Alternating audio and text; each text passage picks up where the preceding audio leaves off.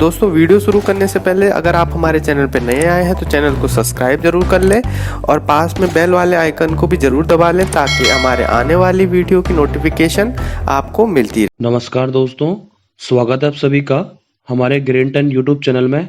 आपको बता दूं कि आज हम लेकर आए हैं Uttarakhand police constable practice set number 9।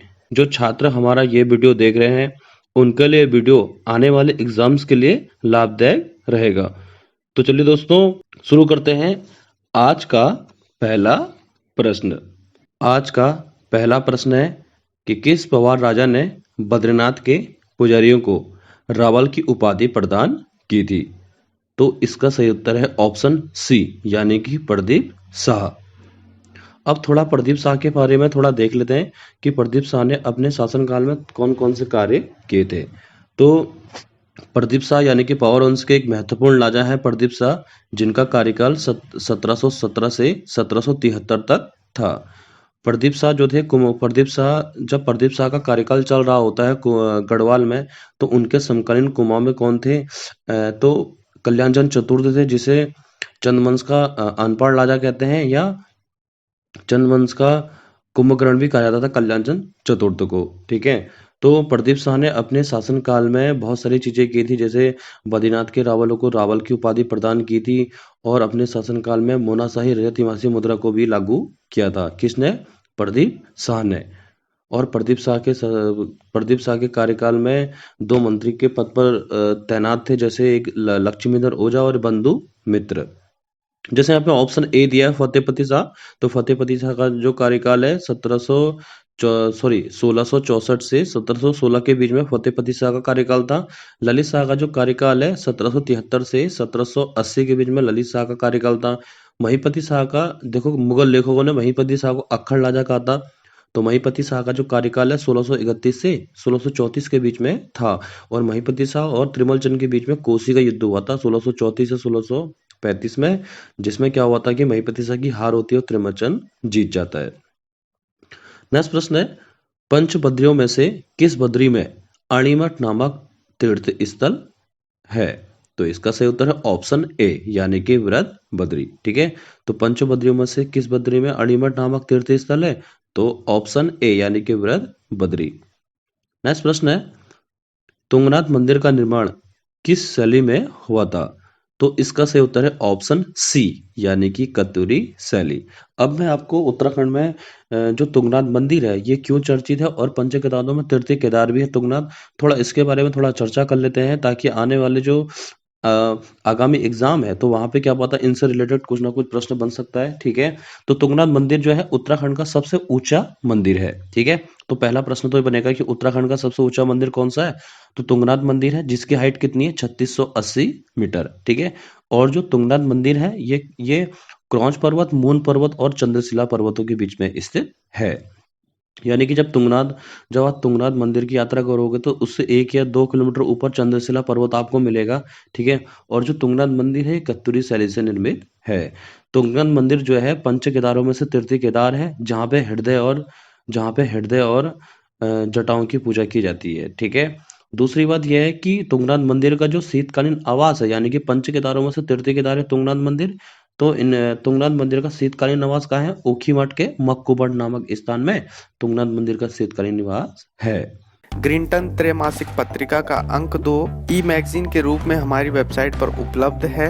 आप हमारी वेबसाइट पर जाकर ई मैगजीन के रूप में इस पत्रिका को खरीद सकते हैं। लिंक हमने वीडियो के डिस्क्रिप्शन में दिया है, वहां से आप इस पत्रिका को खरीद सकते हैं। नेक्स्ट प्रश्न है, मंदाकिनी तथा अलसतरंगिणी के संगम पर कौन सा प्रयाग बसा है? तो इसका सही उत्तर है ऑप्शन बी यानी कि सूर्य प्रयाग। अब मैं आपको यहाँ पे सोन प्रयाग के बारे में बता देता हूँ कि सोन प्रयाग जो है मंदाकिनी तथा सोन गंगा नदी के तट पर स्थित है। जो मंदाकिनी नदी निकलती है ये निकलती है चोराबाड़ी ग्लेशियर से, जो केदारनाथ धाम है मंदाकिनी नदी के तट पर स्थित है। और राज्य में मंदाकिनी नदी की जो कुल लंबाई है वो 72 किलोमीटर है। ठीक है, और सोन प्रयाग में मंदाकिनी तथा सोन गंगा नदियों का संगम होता है। मंदाकिनी के बारे में हमने देख लिया था। अब सोन गंगा को ही वासुकी नदी भी कहते हैं, जो कहाँ से निकलते हैं? वासुकी ताल से। ठीक है, इसका जो डी वाला ऑप्शन है रुद्रप्रयाग, जो रुद्रप्रयाग जो है अलकनंदा तथा मंदाकिनी नदी के तट पर स्थित है।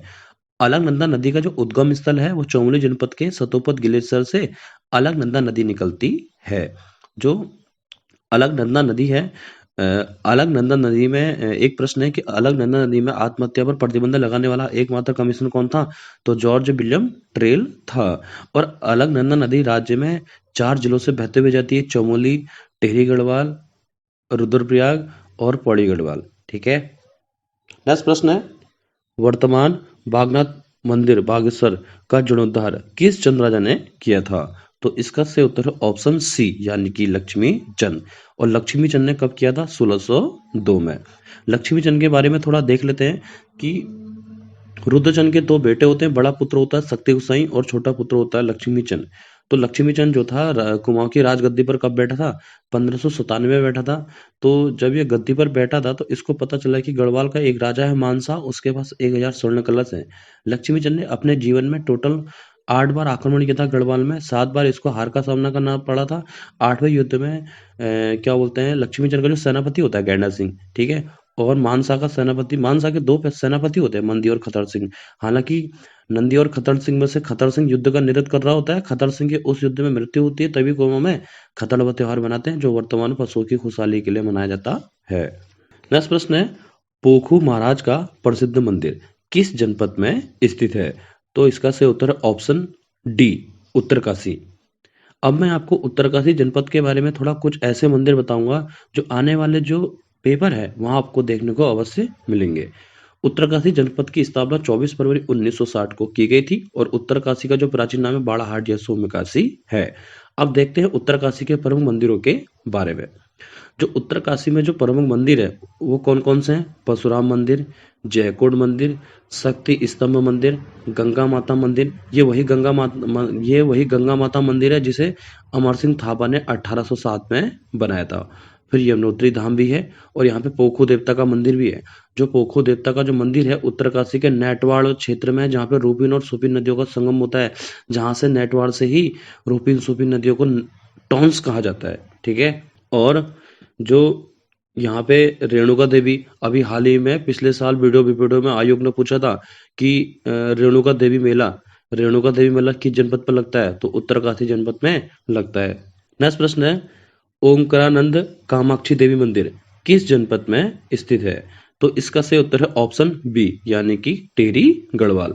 तो टिहरी गढ़वाल में देख लेते हैं कौन कौन से मंदिर है। जैसे यहाँ पे प्रश्न पूछा गया था, ओंकारानंद कामाक्षी देवी मंदिर, ठीक है, रथ देवता का मंदिर, तिलका देवी मंदिर, बूढ़ा केदार मंदिर। तो ये इतने महत्वपूर्ण चर्चित मंदिर हैं जो आने वाले पेपर में आपको देखने को अवश्य मिलेंगे कि रथ देवता का मंदिर या तिलका देवी मंदिर किस जनपद में है? तो टिहरी गढ़वाल में है। और टिहरी गढ़वाल का भारतीय संघ में विलीनीकरण कब किया गया था? 1 अगस्त 1949 को किया गया था। नेक्स्ट प्रश्न है, प्रसिद्ध मणिकर्णिका घाट किस जनपद में स्थित है? तो इसका सही उत्तर है ऑप्शन डी यानी कि उत्तरकाशी जनपद में। ठीक है। अगर आयोग पूछता है कि मणिकर्णिका घाट कहाँ है तो उत्तरकाशी में। अगर इसी जगह प्रश्न पूछता है आयोग कि मणिकर्णिका कुंड किस जनपद में है तो रुद्रप्रयाग जनपद में है। मणिकर्णिका कुंड कहाँ है? जहाँ पे त्रिजुगी नयन मंदिर है गुप्तकाशी, तो उनके प्रांगण में ये मणिकर्णिका कुंड स्थित है यानी कि जिला आएगा रुद्रप्रयाग। अगर मणिकर्णिका घाट पूछेगा तो उत्तरकाशी जनपद। नेक्स्ट प्रश्न है, कुमाऊं राष्ट्रीय मोर्चा का गठन कब किया गया था? तो इसका सही उत्तर है 1970 में। नेक्स्ट प्रश्न है, केदार मंडल पर ललितादित्य के आक्रमण की जानकारी प्राप्त होती है।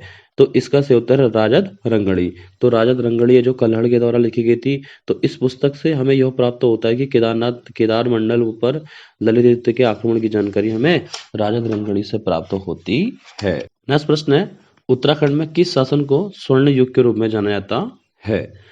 उत्तराखंड में किस शासन को स्वर्ण युग के रूप में जाना जाता है? तो इसका सही उत्तर है ऑप्शन ए यानी कि कत्तूरी साम्राज्य को। ठीक है। तो कत्तूरी साम्राज्य या कार्तिकेयपुर राजवंश को उत्तराखंड का स्वर्णिम काल कहते हैं क्योंकि कार्तिकेयपुर राजवंश का संस्थापक कौन था? वसंत देव था। तो वसंत देव के द्वारा राजधानी कहाँ स्थापित की गई थी? जोशीमठ चमोली में। ठीक है। और कत्तूरी या कार्तिकेयपुर राजवंश का सबसे शक्तिशाली राजा कौन था? ललित सूर्यदेव। नेक्स्ट प्रश्न है, शाह पदवी प्रयोग करने वाला गढ़वाल का प्रथम राजा कौन था? तो इसका सही उत्तर है बलभद्र शाह। बलभद्र शाह एक महत्वपूर्ण राजा है पवार वंश के, जिनका कार्यकाल 1575 से 1591 के बीच में था। बलभद्र शाह का कार्यकाल, तो बलभद्र शाह एक महत्वपूर्ण राजा भी हैं। बलभद्र शाह को गढ़वाल की भीमसेन की संज्ञा भी दी गई थी। बलभद्र शाह के कार्यकाल में राजदूत भेजने की प्रथा की शुरुआत की थी, क्योंकि मुगलों से इनके उस समय अच्छे संबंध हुआ करते थे। तो मुगलों के बीच ये राजदूत भेजने का जो प्रचलन की जो शुरुआत कराई थी, वो बलभद्र शाह की ही देन थी। ठीक है, नेक्स्ट प्रश्न है, बंदरपुर पर्वत की ऊंचाई कितनी है? तो इसका सही उत्तर है ऑप्शन बी, यानी कि 6320 मीटर। नेक्स्ट प्रश्न है, जोराई बुग्याल किस जनपद में है? तो इसका सही उत्तर है ऑप्शन सी, यानी कि टिहरी गढ़वाल।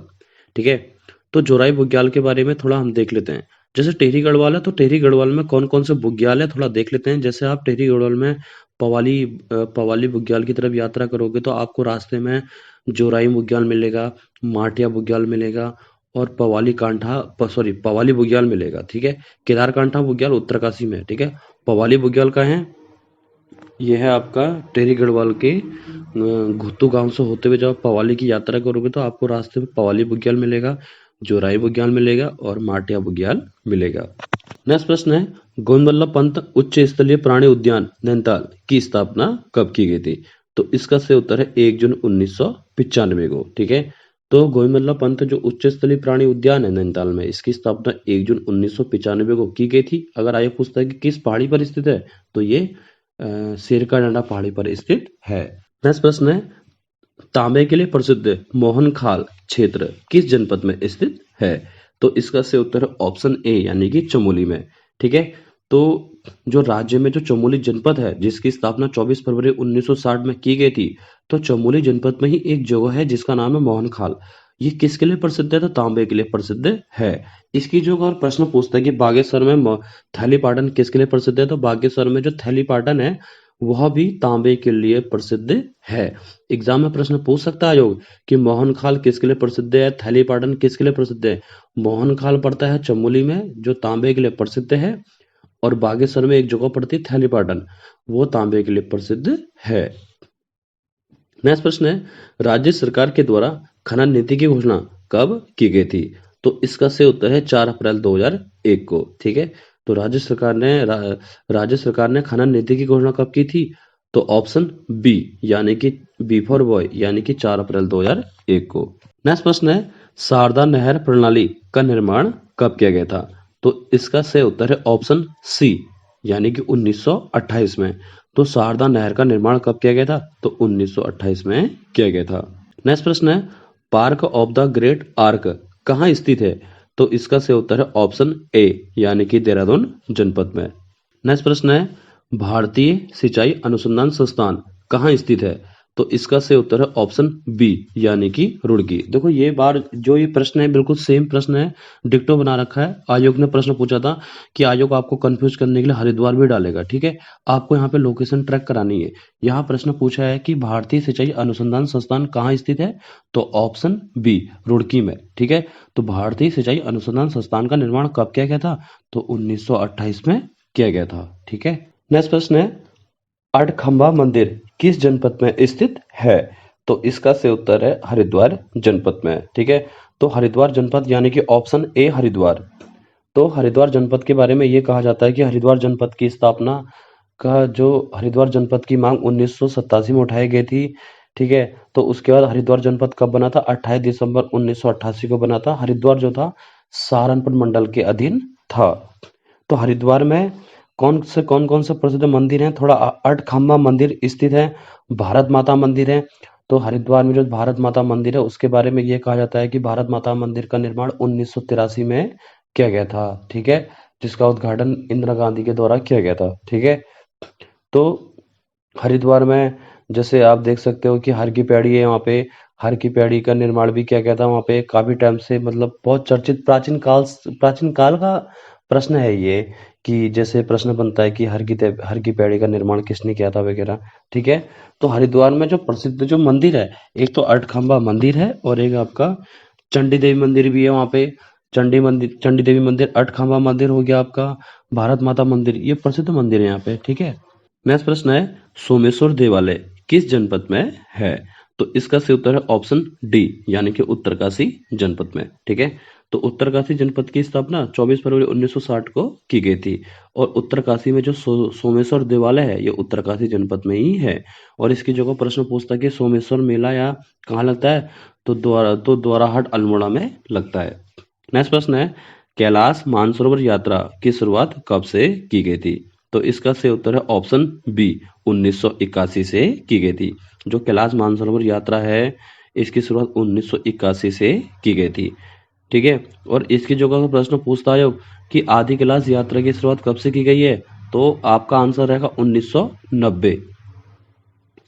नेक्स्ट प्रश्न है गिरजा किशोर जोशी संग्रहालय किस जनपद में है, तो इसका सही उत्तर है ऑप्शन डी यानी कि अल्मोड़ा जनपद में। नेक्स्ट प्रश्न है गढ़वाल क्षेत्र का वह नृत्य जो देश प्रेम की भावना से ओतप्रोत है, तो इसका सही उत्तर है ऑप्शन सी यानी कि सिपहिया नृत्य।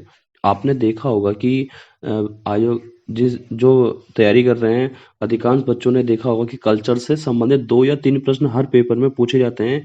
ठीक है, आयोग पूछता है कल्चर से संबंधित। ठीक है, तो गढ़वाल क्षेत्र का वह नृत्य जो देश प्रेम की भावना से ओतप्रोत है, तो ऑप्शन सी यानी कि सिपहिया नृत्य। नेक्स्ट प्रश्न है कटकुनौला यानी कि पिथौरागढ़ का निर्माण किस चंद शासक ने किया था, तो इसका सही उत्तर है ऑप्शन बी यानी कि भारती चंद ने। देखो भारती चंद के बारे में यह कहा जाता है कि सोमचंद से लेके विजय चंद तक के जितने भी चंद राजा हुआ करते, सॉरी सोमचंद से लेके विक्रम चंद क्योंकि विक्रम चंद का भतीजा था तुम्हारा भारती चंद। तो सोमचंद से लेके विक्रम चंद तक के जितने भी चंद राजा हुआ करते थे ये डोटी को टैक्स देते थे। ठीक है, तो उस समय डोटी का राजा जयमल या यक्षमल हुआ करता था। तो भारती चंद जैसे ही गद्दी पर बैठा था भारती चंद ने उस टैक्स देने वाली प्रथा को खत्म करने के चक्कर में उसने अपने जीवन में डोटियों से 12 साल तक युद्ध करते रहा। तभी उसी टाइम उस प्रथा को खत्म करने के बाद भारती चंद जो है इसे कुमाऊं का स्वतंत्र राजा कहते हैं। क्यों? क्योंकि इससे पहले जितने भी चंद राजा हुआ करते थे वो डोटी को टैक्स देते थे। तो टैक्स देने वाली प्रथा को किसने खत्म किया था? भारती चंद ने। इसने कटक सेना का निर्माण भी किया था, कटकुनौला का निर्माण भी किया था इसने पिथौरागढ़ में। ठीक है, और इसके शासनकाल में एक शुरुआत हुई थी, नायक जाति की उत्पत्ति भी हुई थी भारती चंद के उसमें। और एक बात और है इसमें भारती चंद में कट्टकाली की प्रथा, तो कट्टकाली की प्रथा की शुरुआत भी इसी के कार्यकाल में हुई थी। यानी कि कट्टकाली की प्रथा वो प्रथा है जिसमें बिना शादी के औरत को घर में रख सकते थे। तो किसने करवाई थी? भारती चंद ने। ठीक है, नेक्स्ट प्रश्न है अल्मोड़ा में त्रिपुरा सुंदरी पार्वतीश्वर व उद्योग चंदेश्वर नामक मंदिर का निर्माण किस चंद शासक ने किया था? तो इसका सही उत्तर है ऑप्शन डी उद्योग चंद। देखो उद्योग चंद के बारे में यह कहा जाता है कि उद्योग चंद एक महत्वपूर्ण राजा था। उद्योग चंद के ही कार्यकाल में एक मराठा कवि आया था जिसका नाम था मतीराम। और उद्योग चंद के बारे में यह कहा जाता है कि उद्योग चंद ने 1000 दीपों के साथ लक्ष्य दीपावली बनाई थी जिसे लक्ष्य दीपावली कहा जाता है। ठीक है, तो ऐसा कौन सा चंद राजा था जिसने 1000 दीपों के साथ दीपावली बनाई थी? तो उद्योग चंद, जिसे लक्ष्य दीपावली कहा जाता है। नेक्स्ट प्रश्न है प्रदीप शाह का शासनकाल कब से कब तक है? तो इसका सही उत्तर है ऑप्शन बी 1717 से 1773 तक, ऑप्शन बी। ठीक है, तो प्रदीप शाह के बारे में मैंने इससे पहले भी बताया था कि प्रदीप शाह के शासनकाल में 2 मंत्री हुआ करते थे, लक्ष्मीधर ओझा और मंदू मित्र। प्रदीप शाह एकमात्र ऐसा पवार राजा था जिसने बद्रीनाथ के रावलों को रावल की उपाधि प्रदान की थी। और जब प्रदीप शाह के समकालीन कुमाऊं में कौन सा चंद राजा था? तो कल्याण चंद चतुर्थ। यानी कि पहली बार देख सकते हो आप कि कुमाऊं और गढ़वाल के 2 राजाओं की मित्रता तो प्रदीप शाह की ही टाइम में थी। क्योंकि ये दोनों क्या करते, इन दोनों के उसमें क्या हुआ था कि अली अहमद खां एक कटेहर था जिसने 1743 में कुमाऊं में आक्रमण किया था। तो मदद के लिए कल्याण चंद चतुर्थ प्रदीप शाह के पास जाता है जिससे कि दोनों मिलकर किसको भगाते हैं? अपने शासनकाल से कटेहर को भगाते हैं। ठीक है, नेक्स्ट प्रश्न है कुमाऊं कमिश्नरी का कार्यालय स्थानांतरण अल्मोड़ा से नैनीताल किस कमिश्नर के द्वारा किया गया था? तो इसका सही उत्तर है ऑप्शन सी यानी कि John Hallett Batten. John Hallett Batten के बारे में थोड़ा देख लेते हैं कि जॉन हैलेट बैटन का जो कार्यकाल है 1848 से 1856 के बीच में जॉन हैलिट बैटन का कार्यकाल था। तो जॉन हैलिट बैटन के शासनकाल में ही अल्मोड़ा से कुमाऊं कम्युनिस्ट का मुख्यालय कहाँ लाया गया था? नैनीताल। ठीक है, जो आयोग ने कनिष्ठ सहायक के पेपर में पूछा था।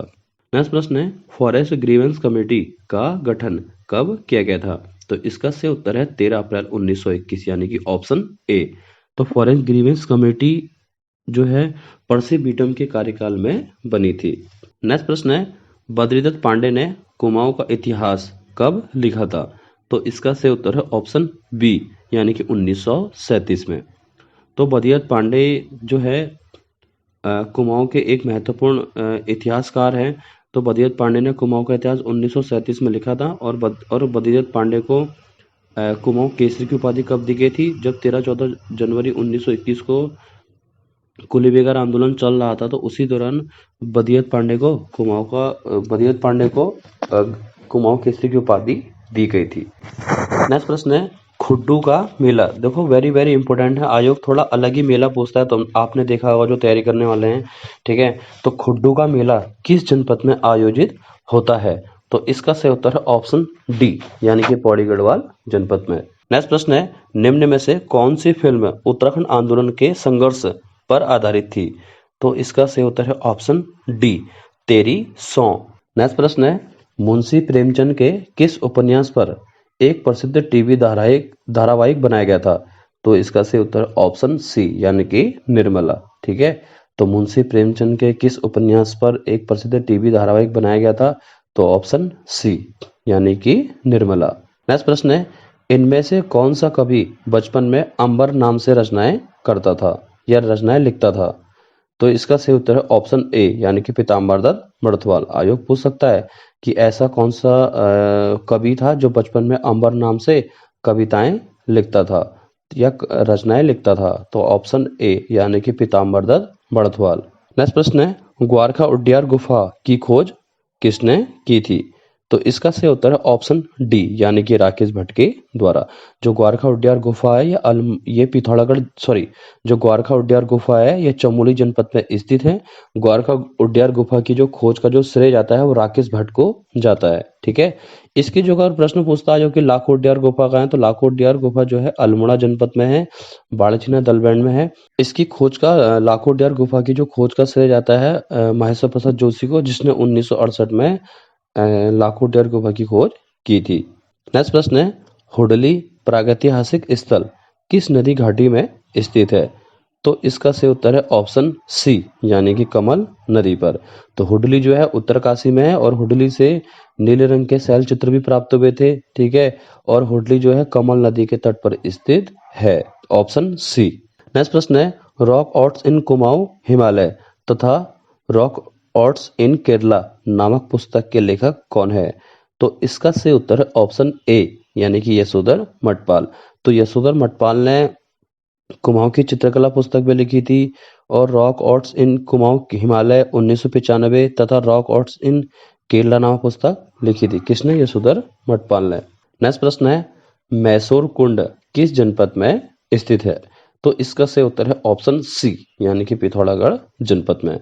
तो पिथौरागढ़ जनपद में थोड़ा देख लेते हैं कौन कौन सा कुंड है कि मैसूर कुंड है पिथौरागढ़ में, मतकोट कुंड है, ठीक है, छिपला केदार कुंड भी है पिथौरागढ़ जनपद में। ठीक है, अब थोड़ा देख लेते हैं देहरादून जनपद के बारे में कुंड में। तो देहरादून में कौन सा कुंड थोड़ा प्रसिद्ध है? गौतम कुंड। अब थोड़ा देख लेते हैं बागेश्वर में कौन से कुंड हैं? सूरज कुंड और अग्नि कुंड। चंपावत में आजकल एक नया कुंड है सीता कुंड। तो सीता कुंड का है चंपावत जनपद में। नेक्स्ट प्रश्न है, नैनीताल में रोप वे की शुरुआत किस वर्ष से हुई थी? तो इसका सही उत्तर है 1985 में।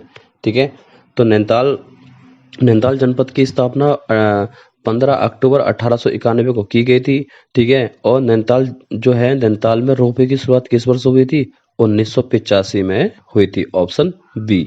अब थोड़ा हम हिंदी के बारे में चर्चा करेंगे। ठीक है, उसके बाद सामान्य अध्ययन का पोर्शन आएगा और लास्ट में रीजनिंग का। विस्तार का विलोम शब्द है, तो विस्तार का विलोम शब्द क्या होगा? यानी कि ऑप्शन डी यानी कि संक्षेप। नेक्स्ट प्रश्न है, मानक हिंदी किस बोली से विकसित हुई है? तो इसका सही उत्तर है ऑप्शन बी यानी कि खड़ी बोली। नेक्स्ट प्रश्न है रौला के प्रत्येक चरण में कितनी मात्राएं होती हैं? तो इसका सही उत्तर है ऑप्शन सी यानी कि 24। नेक्स्ट प्रश्न है जिसको देश से निकाल दिया गया हो तो उसको क्या कहा जाता है? ठीक है, तो जिसको देश से निकाल दिया गया हो उसको क्या कहा जाता है? ऑप्शन डी यानी कि निर्वासित।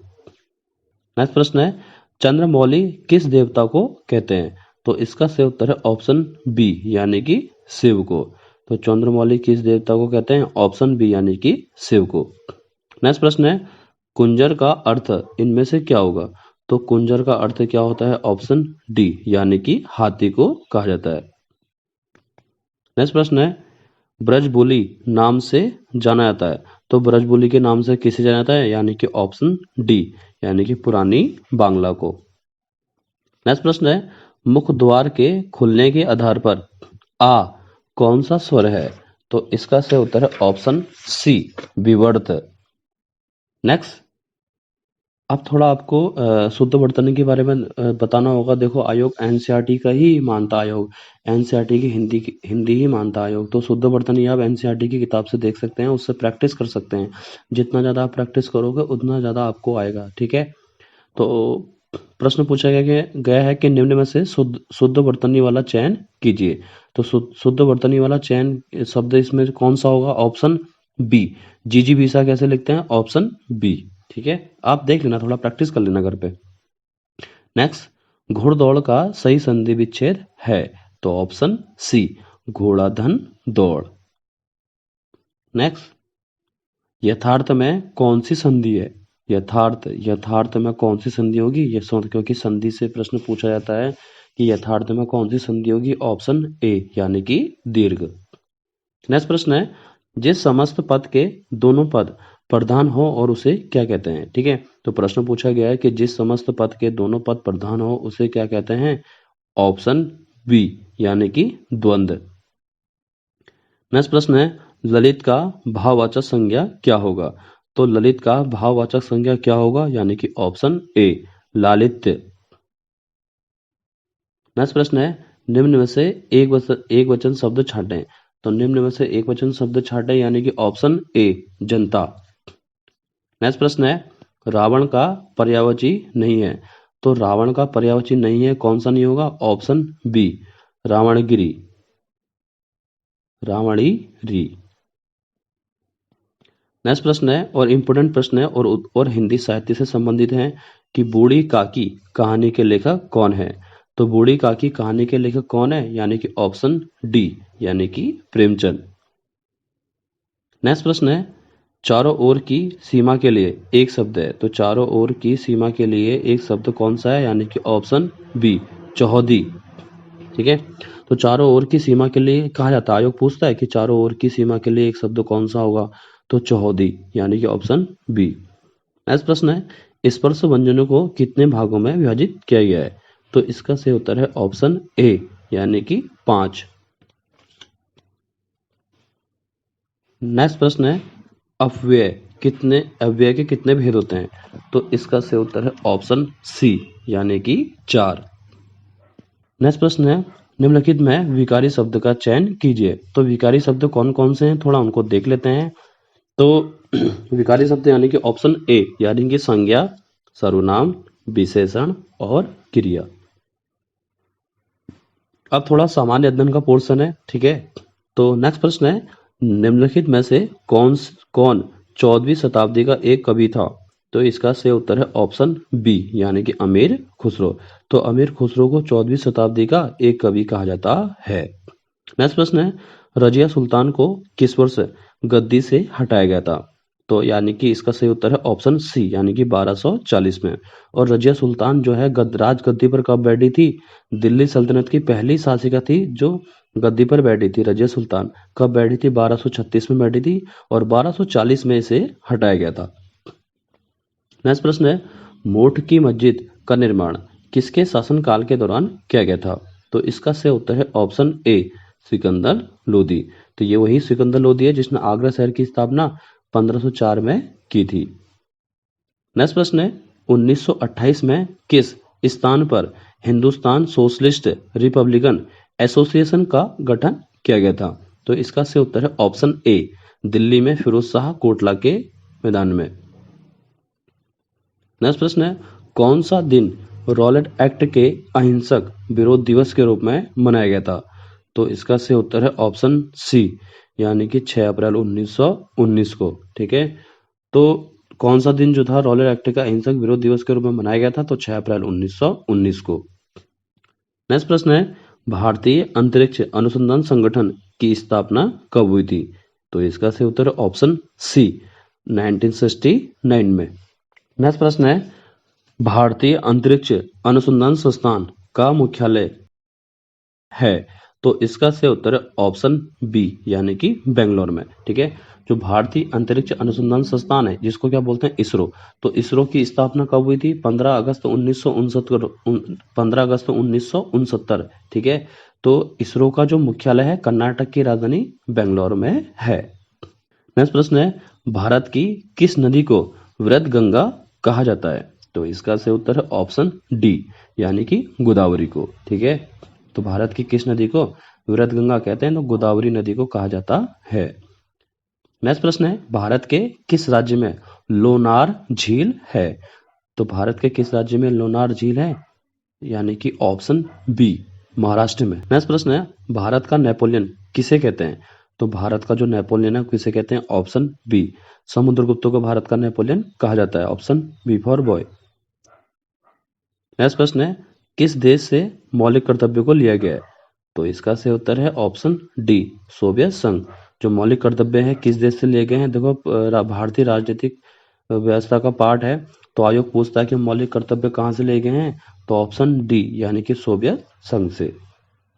नेक्स्ट प्रश्न है, आदि शंकराचार्य का जन्म कहाँ हुआ था? तो इसका सही उत्तर है ऑप्शन ए, कलादी में। नेक्स्ट प्रश्न है, विश्व की प्राचीनतम वलित पर्वतमाला निम्नलिखित में से कौन सी है? तो इसका सही उत्तर है ऑप्शन बी, अरावली पर्वतमाला। जो अरावली की जो पहाड़ियां हैं ये राजस्थान में पाई जाती है। नेक्स्ट प्रश्न है, छोटा नागपुर के पठार में निम्नलिखित में से कौन सा खनिज नहीं पाया जाता है? तो यानी कि ऑप्शन डी, सोना नहीं पाया था, बाकी लोहा और कोयला मैंगनीज पाया था। जो सोना है ये पाया था तुम्हारा कर्नाटक में कोलार में। ठीक है, और हीरा पूछेगा तो हीरा जो है पन्ना मध्य प्रदेश में पाया था। नेक्स्ट प्रश्न है, मृदा अपरदन का निम्नलिखित में से कौन सा एक कारण नहीं है? तो इसका सही उत्तर है ऑप्शन डी, वन रोपण, जिसे ऑफरेस्टेशन बोलते हैं। क्या बोलते हैं? ऑफरेस्टेशन। नेक्स्ट प्रश्न है, अंगूर की खेती को क्या कहते हैं? तो अंगूर की खेती को ऑप्शन सी, यानी कि विटीकल्चर कहते हैं। नेक्स्ट प्रश्न है, भारत की पहली 3D फिल्म कौन सी थी? तो इसका सही उत्तर है ऑप्शन बी, माय डियर कुट्टी चाथन। ठीक है, तो भारत की पहली 3D फिल्म कौन सी थी? ऑप्शन बी, माय डियर कुट्टी चाथन। नेक्स्ट प्रश्न है, फीफा फुटबॉल के सर्वश्रेष्ठ गोलकीपर को निम्न में से कौन सा पुरस्कार दिया जाता था? तो ऑप्शन डी, गोल्डन दस्ताने। तो फीफा फुटबॉल के जो सर्वश्रेष्ठ गोलकीपर होते हैं उनको कौन सा पुरस्कार दिया जाता है? तो ऑप्शन डी, गोल्डन दस्ताने। नेक्स्ट प्रश्न है, पानीपत का पहला युद्ध किस वर्ष लड़ा गया था? तो इसका सही उत्तर है ऑप्शन सी, यानी कि 1526 में। तो पानीपत का प्रथम युद्ध कब हुआ था? 21 अप्रैल 1526 को बाबर और इब्राहिम लोदी के बीच में हुआ था, और बाबर जीत गया था और इब्राहिम लोदी हार गया था। पानीपत का द्वितीय युद्ध कब होता है? 1556 में होता है, अकबर और हेमू के बीच में होता है, जिसमें अकबर जीत जाता है और हेमू हार जाता है। पानीपत का जो तृतीय युद्ध होता है वो 1761 में अहमद शाह अब्दाली और मराठों के बीच में होता है। मराठे हार जाते हैं और अहमद शाह अब्दाली जीत जाता है। अहमद शाह अब्दाली का कौन साथ देगा कुमाऊं से? कुमाऊं के एक चंद राजा हुआ करते थे, दीपचंद।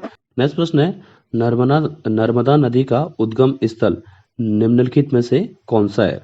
तो नर्मदा नदी जो है वो कहाँ से निकलती है? ऑप्शन ए, अमरकंटक की पहाड़ियों से नर्मदा नदी निकलती है। नेक्स्ट प्रश्न है, 2011 की जनगणना के अनुसार निम्नलिखित में से किस राज्य की जनसंख्या वृद्धि दर सर्वाधिक है? तो यानी कि ऑप्शन बी, यानी कि उत्तर प्रदेश राज्य की। नेक्स्ट प्रश्न है, ईस्ट इंडिया कंपनी किस वर्ष स्थापित की गई थी? तो ईस्ट इंडिया कंपनी किस वर्ष स्थापित की गई थी? तो यानी कि ऑप्शन ए 1600 में। ठीक है, जब भारत में ईस्ट इंडिया कंपनी का आगमन हुआ था तो उस समय मुगलों में किसका शासनकाल चल रहा होता है?